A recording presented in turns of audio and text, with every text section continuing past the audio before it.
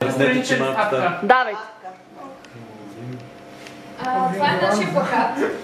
Ние сме изобразили... Между другото, това е мъжа мечта на бубето. Това е жената на милична. Аз не съм там! Ти си там тук! Аз не съм! Ама това Орлин ли е? Да. Ма той е заед, ма. Не е грозен, бе! Бояче не, мама. Аз казах на Митко, че ще се изразя, така че няма проблем. Опа!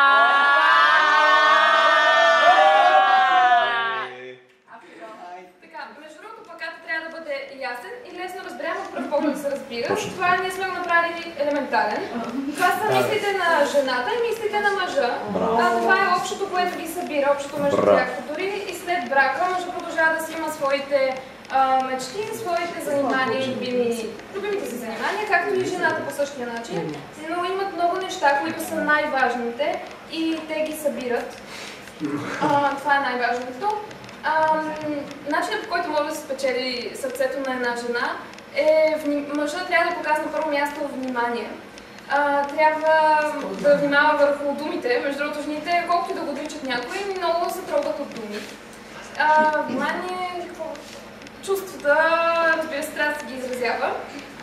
Малките жестове също са много важни. И всяка жена обича, примерно, цветя, да заведе на вечеря или нещо такова, нещо, което е наистина важно, това е пръстена. Пръстена е един... Пръстен се дава за вярност. Пръстен се дава за нежност, опа, за обич. Пръстена е начин, по който жената разбира мъжа, когато той иска да се изрази, че това е вечен завет между тях. И така, отзад сме направили това, което е всъщност най-важното. В едно семейство трябва да има съгласие. Или с вас сме залепили това Yes, my darling. Да, скъпа. Аз имам one question. Чакай да се свършим. Това, което е всъщност най-важното, дори по-важно от самото съгласие, е бракът се основава върху Библията и ние сме написали стиха от Евреи 11.6. На без вяра е невъзможно да му бъде угоден човек, защото който идва при Бог трябва да вярва, че има Бог и че Той възнаграждава тези, които го търсят.